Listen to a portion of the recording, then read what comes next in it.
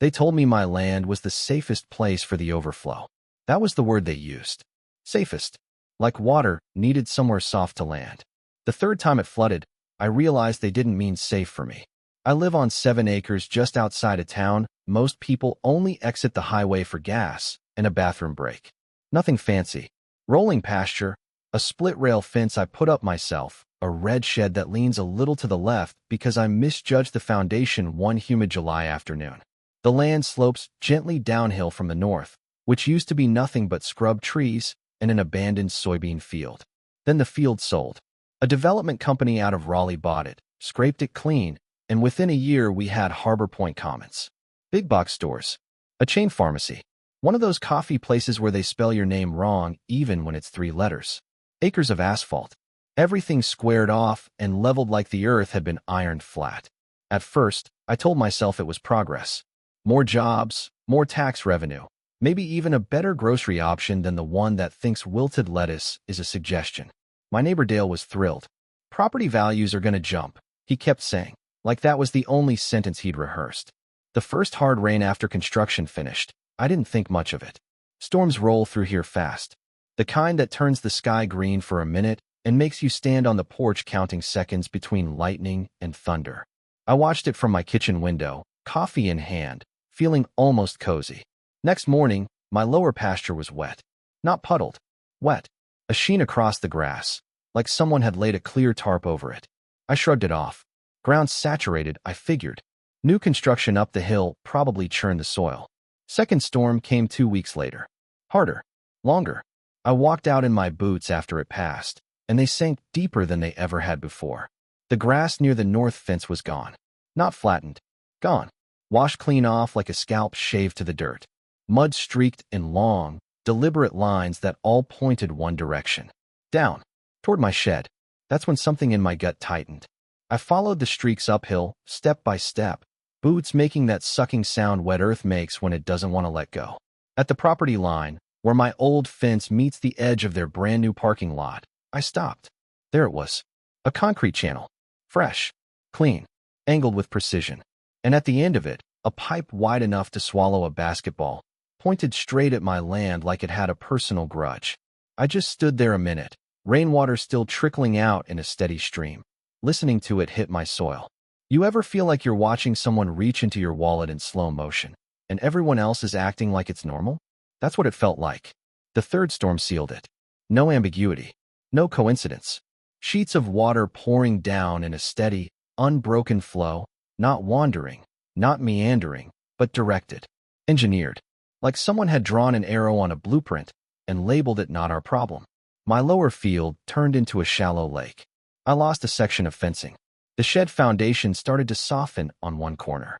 I stood there in the drizzle, hands on my hips, and said out loud, "You've got to be kidding me." The next morning I drove up to Harbor Point Commons and parked right in front of the leasing office. Glass doors, polished floors, air conditioning set just a little too cold. Behind the desk sat a woman in her 30s, sharp blazer, hair pulled tight, the kind of smile that feels laminated. "Can I help you?" she asked. "I think you already did," I said. She blinked. I explained what was happening. The runoff. The channels. The pipe aimed straight at my pasture. She listened with the kind of patience you give a customer who's upset about expired coupons. "That's how drainage works," she said finally. "Water flows downhill." "Sure," I said, "but it didn't used to flow into a lake on my property." She folded her hands. "The grading was engineered according to county guidelines. It's natural flow. Concrete decides flow," I said, nodding toward the parking lot. Her smile thinned. "Sir, if you'd like to file a formal complaint, you're welcome to contact the county." Translation, not our problem. I went home and pulled every document I could find. My original survey. The county's public records on the development approval. It took some digging, but I found the site plans. There, in neat little blue shapes, were 2 retention ponds. Plural. Positioned to collect runoff before it ever reached the property line. I drove back up the hill and walked the perimeter again. No ponds. Not even a depression in the ground where one might have been planned. Instead, there were more channels. More pipes. All tidy. All efficient. All pointed at me. That night, I sat on my porch as the sun went down behind the shopping center lights. They flickered on one by one, bright and smug against the dark. I could hear delivery trucks backing up, beeping like mechanical crickets. I thought about my dad. He bought this land when I was 12, paid it off over 20 years working double shifts at the mill. He used to say, "Land doesn't lie. People do." Meaning the land tells you what it is, what it needs, what it can handle. But people will promise you anything if it saves them $1. I wasn't angry yet. Not fully. I was something else. Certain. And certainty is quieter than anger, but it lasts longer. When the next storm warning hit the forecast, I didn't feel dread. I felt ready. That storm would be the one that decided whether I was overreacting or whether someone up that hill had decided my 7 acres were the cheapest drainage solution money could buy. And that's when I stopped waiting for them to fix it. Because I had started thinking about something else entirely. Something they hadn't planned for. The storm came in on a Tuesday afternoon, the kind that turns the air metallic and makes birds go quiet all at once. I had already made a few calls by then. First was to a civil engineer named Marcus Bell. Found him through a friend of a friend who'd had pond issues on his farm. Marcus drove out in an old Silverado with a dented tailgate and a laser level in the back seat like it was a briefcase. He walked my property line slow, hands in his pockets, eyes scanning the slope like he was reading Braille. He didn't say much at first, just grunted here and there, crouched near the concrete pipe, measured the drop from their lot to my fence. Finally, he straightened up and said, "They changed the hydrology." I raised an eyebrow. "They increased impermeable surface area," he explained, nodding toward the sea of asphalt above us. "That parking lot sheds water fast. Real fast. Without proper retention, all that runoff's gonna look for the lowest point." He tapped his boot on my soil. "That's you. What about the retention ponds and their site plan?" I asked.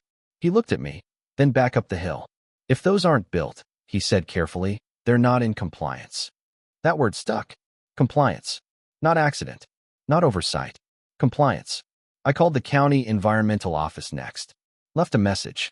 Sent photos. Scanned copies of the site plan. A week later, a woman named Teresa called me back. Polite, tired voice. She said enforcement takes time. There are inspections, notices, hearings. Flooding doesn't take time, I told her. She sighed softly, like she'd heard that sentence before.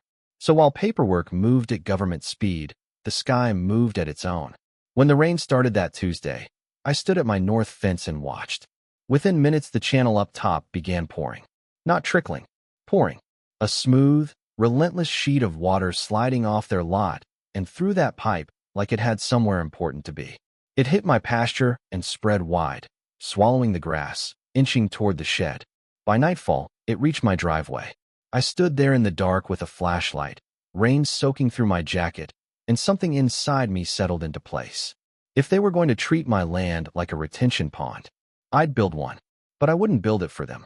I called a contractor the next morning, a guy named Luis who'd done some grading work for a neighbor. I showed him the slope, the pipe, the flooding patterns. "You want a wall?" he asked. "No," I said. "Walls fail. Water wins." He nodded slowly. "I want a basin," I said. "Right here, on my side of the line. Shallow, wide, legal." Marcus came back out with proper measurements. We mapped it carefully. The key was simple physics. If I created a basin at the boundary that filled first, and if it was graded correctly, then once it reached capacity, the overflow wouldn't push deeper into my land. It would follow the natural contour. Back uphill, toward the parking lot. Now, before anyone says that sounds intentional, it wasn't sabotage. I wasn't redirecting their water. I was containing what hit my property. What happened after that was gravity doing what gravity does. We filed the paperwork as an agricultural water feature. Fully permitted. Fully compliant. I learned more about drainage law in 2 weeks than I ever wanted to know. Luis brought in equipment the following Monday. The basin wasn't pretty. It looked like a shallow crater carved along my fence line, raw dirt exposed, wide enough to hold a small swimming pool's worth of runoff. Dale wandered over one afternoon, leaning on the fence. "You really think that'll fix it?" he asked. "It'll manage it," I said. He squinted up at Harbor Point. "They're not gonna like it." I shrugged. I didn't like a lake in my pasture. The next big storm came sooner than expected. This time, I didn't stand at the fence. I sat on my porch with a cup of coffee and watched from a distance. The water came hard and fast again, rushing through the pipe, spilling into the basin. It filled quick, swirling brown and angry, but it stayed contained. For a while, then it reached the lip we'd calculated. And that's when things got interesting. The overflow didn't surge forward into my field. It crept sideways.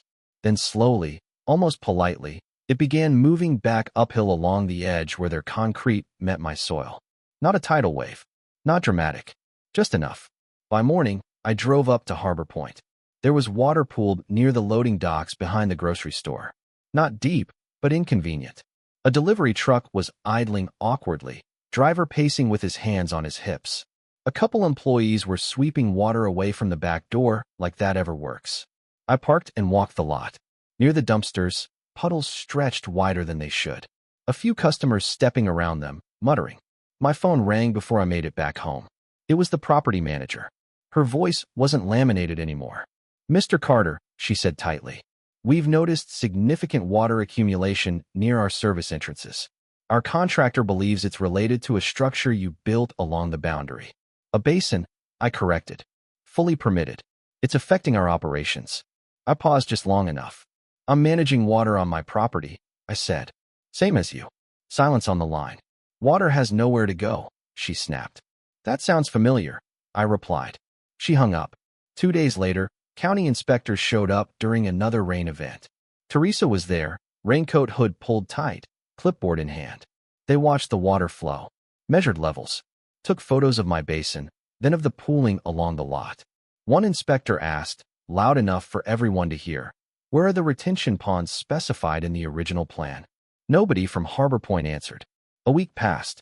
Then a black SUV rolled up my driveway. Out stepped a man in a tailored suit that probably cost more than my tractor. Late 40s. Calm expression. Controlled. Mr. Carter, he said, offering his hand. I'm Evan Whitmore. I represent Whitmore Development. Of course he did.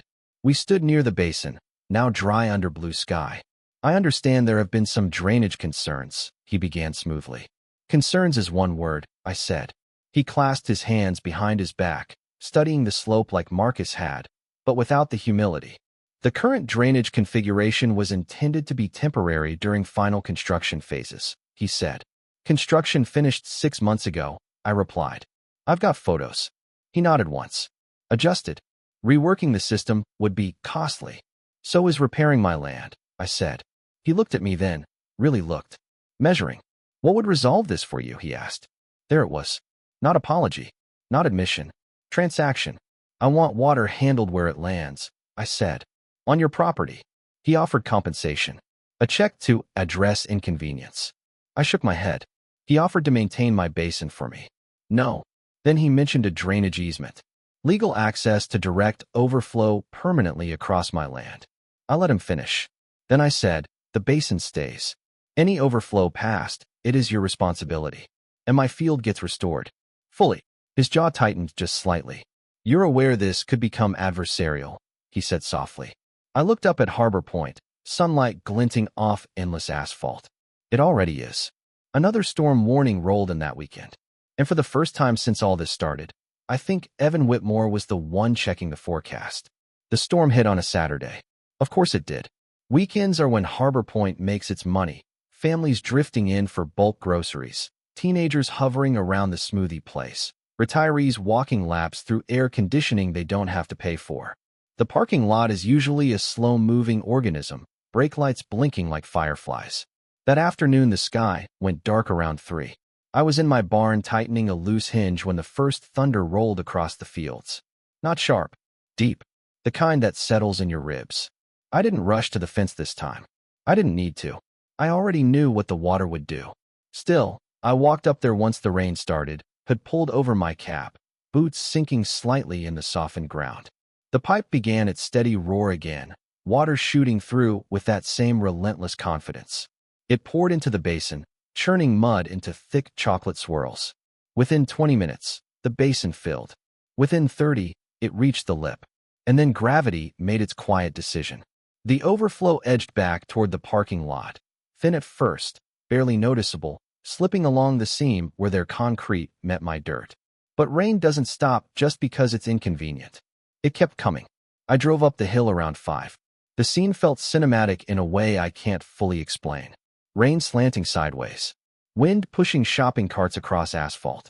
Water pooling wider, now near the grocery store's rear entrance, creeping toward the loading dock doors. Employees stacking sandbags that looked more symbolic than useful. A line of cars sat at the main exit where a shallow sheet of water had gathered, not deep enough to be dangerous, but deep enough to make people nervous. Inside the pharmacy, I could see customers peering out the glass. Evan Whitmore stood under the awning near the leasing office, jacket off now, sleeves rolled up, hair damp. He looked less like a developer and more like a man who had miscalculated something important. He saw me. For a second, we just watched each other through the rain. Then I walked over. "This is impacting multiple tenants," he said without greeting. "Looks like it," I replied. He gestured toward the pooling water. "Your basin altered the flow dynamics." "No," I said calmly. "It stopped altering mine." His jaw flexed. "You understand we can pursue legal remedies. And you understand the county is already reviewing your compliance," I said. Right on cue, a county truck pulled into the lot. Teresa stepped out again, rain jacket zipped to her chin. 2 inspectors followed, cameras ready. They didn't talk much, just observed, measured, took photos of the pooling, took photos of the pipe, took photos of the missing retention pond locations as marked on the approved site plan. One inspector crouched near the seam where water crossed from my side back toward theirs and said quietly, "Interesting." Evan didn't respond. By Monday morning, social media had done what social media does. Pictures of flooded loading docks. Posts complaining about wet shoes and delayed deliveries. One comment read, "How do you build a brand new center and not account for rain?" That one probably stung. Tuesday afternoon, Evan's SUV was back in my driveway. No suit this time. Just a button-down shirt and a look that had lost some of its polish. "We're prepared to move forward with reconstruction of the original retention design," he said without preamble. 2 ponds. Underground storage chambers beneath the east lot. Full internal redirection of runoff. I waited. "We will also fund full restoration of your lower field. Soil replacement, regrading, reseeding, fencing, and," I asked. He exhaled slowly. "And we acknowledge responsibility for the interim drainage configuration." There it was. Not shouted. Not dramatic. But real. I nodded once. "The basin stays." He hesitated. "Just a flicker." "It stays," he agreed. Construction crews returned within 3 weeks. This time not with glossy renderings and banners, but with excavators digging out actual retention ponds exactly where the original plan said they should have been. Massive underground storage units went in beneath part of the lot, invisible from the surface, but very visible in the permits filed with the county. My lower pasture took months to recover. They stripped the damaged topsoil, brought in new fill, graded it properly. Fresh grass eventually pushed through, thin at first, then thick enough to sway in the wind again. The first big storm after everything was completed, I stood at the fence one more time. Water flowed into their newly built ponds. It stayed there. Nothing poured through the pipe. In fact, the pipe had been capped and rerouted internally. My land remained just wet enough to smell like rain, not like loss. Evan sent a formal letter confirming compliance. No apology. Developers don't really do apologies. But the work spoke for itself. Dale came over that evening with 2 beers. "I'll be damned," he said, looking at the dry pasture. "You actually pulled it off." I took the bottle from him.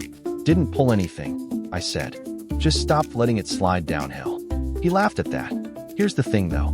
Some folks in town think I was stubborn, that I could have taken the compensation and saved everyone the headache. A couple business owners weren't thrilled about those flooded weekends. I get that. Nobody likes disruption. But here's what sticks with me.